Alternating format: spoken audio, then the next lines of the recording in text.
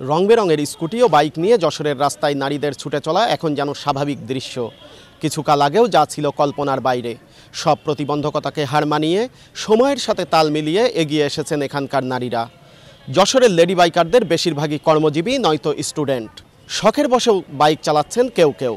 পুরানোদের দেখা দেখি অনেকেই এগিয়ে আসছেন বাইক চালাতে এবং নারীদের মধ্যে এটার জনপ্রিয়তাও বাড়ছে। নারীদের এই আগ্রহ এবং জনপ্রিয়তার বিষয়টি মাথায় রেখে ইতিমধ্যে এগিয়ে এসেছেন বেশ কয়েকজন উদ্যোক্তা, যারা যশোরের নারীদেরকে নির্বিঘ্নে রাস্তায় চলা স্বাভাবিক রাখতে প্রশিক্ষণ দিচ্ছেন এবং তাদেরকে অল্প দিনেই বাইক রাইড শেখাচ্ছেন সুনিপুণভাবে।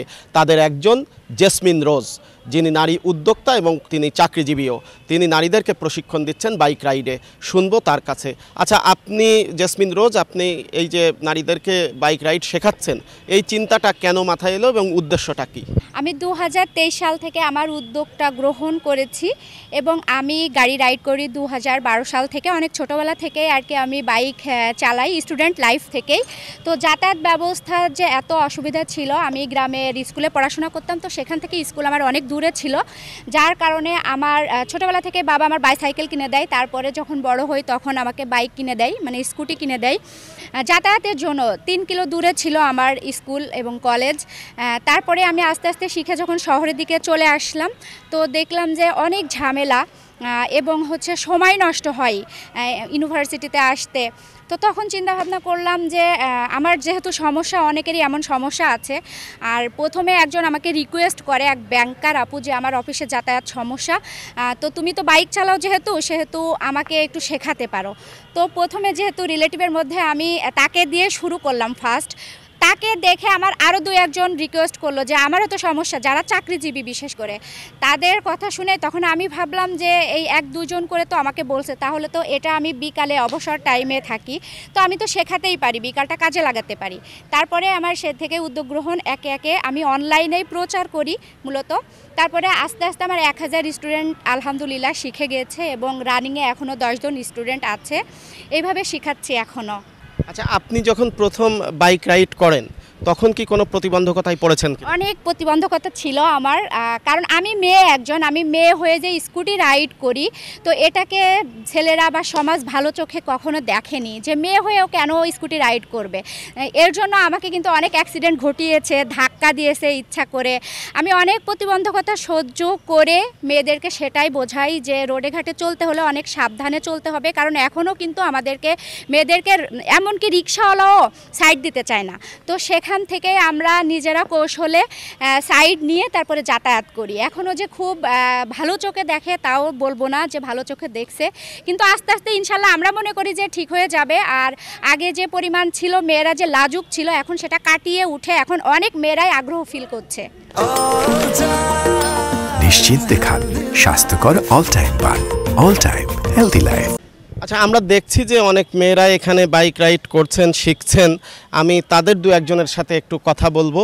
আপনি বাইক রাইড যে শিখছেন, এটার উদ্দেশ্য কি? যেহেতু বাচ্চা আছে, আমি একজন হাউসওয়াইফ, সবসময় তো বাসার লোকজন ফ্রি থাকে না, বাচ্চাকে স্কুলে নিয়ে যাওয়া, কোচিং, ওর আর্ট ক্লাস, আবৃত্তি ক্লাস, সব কিছু মিলিয়েই ওর এই জন্যই আরও বেশি। আর আপু অনেক সুন্দরভাবে নিখুঁতভাবে শেখায়, যেহেতু আমরা তার সন্ধানটা পেয়েছি এবং তার কাছ থেকেই শিখেছি আলহামদুলিল্লাহ। এখন অনেক ভালোই রাইড করি এবং নিত্য প্রয়োজনীয় অনেক কাজ আছে যেগুলো অন্যর উপর মুখাপেক্ষি হওয়া লাগে না, সেগুলো করতে পারি। আরও একজন রাইডার, তার কাছে একটু জানবো যে তিনি কেন বাইক রাইড করেন এবং তার পথে চলতে কি ধরনের সুবিধা অসুবিধার কথাটা ফিল করেন। আমি একজন শিক্ষানবিশ লয়ার। আমার যাতায়াত ব্যবস্থা খুবই খারাপ ছিল, বাসা থেকে যাইতে আমার খুবই প্রবলেম হইতো, এই জন্য আমি বাইকটা শিখছি।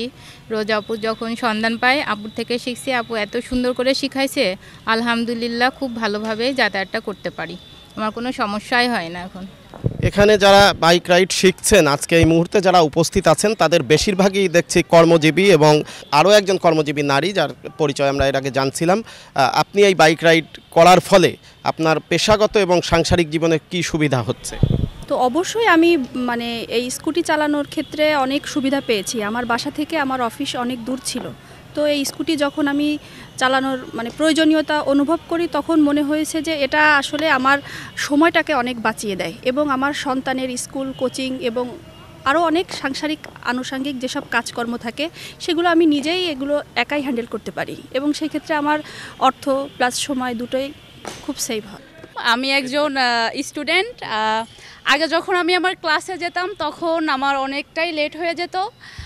এখন আমি টাইম মতো বের হই আর আমার ক্লাসে যেতে লেট হয় না। যখন আমি শিখছিলাম তখন আমি খুবই ভয়ে ছিলাম, কিন্তু রোজ আপু আমাকে খুব সুন্দর করে শিখিয়েছে আর 3 দিনের মাথায় আমি বাইকটা ভালো করে রাইড করতে পারি। আমরা আরও একজনের কাছে একটু জানবো যে এই যে বাইক রাইড তারা শিখেছেন এবং বাইক রাইড করছেন। আমি মূলত আমার 2টা বেবি আছে, ওদেরকে স্কুলে নিয়ে যাওয়া আসা, কোচিং, তারপরে আমি একজন ছোটোখাটো উদ্যোক্তা। এই কারণে আমার খুব ইচ্ছা ছিল যে আমি স্কুটি চালানো শিখবো এবং লেডি বাইকার হব। এখানে একজন আছেন যিনি শিক্ষার্থী, আমরা একটু তার কাছেও জানবো যে তিনি এই বাইক রাইডের উদ্দেশ্যটা কী। আমার কলেজ অনেক দূরে হয়ে যায়, সেই কারণের জন্য হচ্ছে আমার স্কুটি প্রশিক্ষণ নেওয়া, শখের বসেও নেওয়া, আবার কলেজ দূর হয়ে যায় সেই জন্যই নেওয়া। আর আপুকে আমি অনলাইনে দেখছিলাম, অনেক সুন্দর স্কুটি শেখাচ্ছে সবাইকে, তো সেই জন্য আমি আপুর কাছে এসেছিলাম শিখতে। আমরা কথা বলে যেটা জানতে পারছি যে সকলেই সময় সাশ্রয়ী এবং ভোগান্তিবিহীন যাতায়াতের অন্যতম মাধ্যম বাইক হওয়ার কারণেই তাদের কাছে এটা জনপ্রিয় হয়ে উঠছে। তবে তারা চান সমাজের সব শ্রেণীর মানুষ, বিশেষ করে রাস্তায় যারা থাকেন, তারা যেন তাদেরকে খুব উপেক্ষা না করেন এবং সহযোগিতামূলক আচরণ করেন, তাহলে যশোরে বাইক রাইডটা আরও বেশি জনপ্রিয় হবে এবং নারীদের জন্য বাইক রাইড নির্বিঘ্ন হবে।